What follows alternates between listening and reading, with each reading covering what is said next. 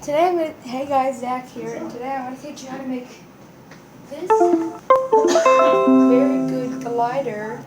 Well, it even glides up if you throw it downwards. Look.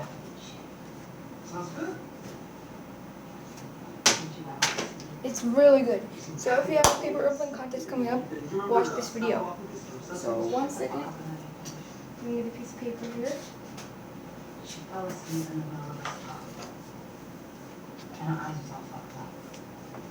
Here we go.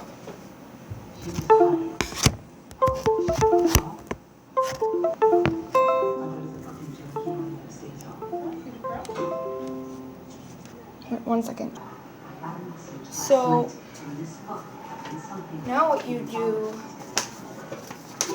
I'm sorry, just like pause at a random part. I don't even know why.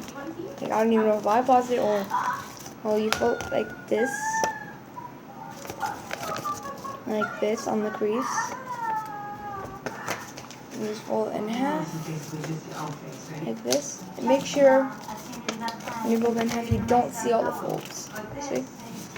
And you just fold it right on this, right here. Right here is where you fold it to. So just like that.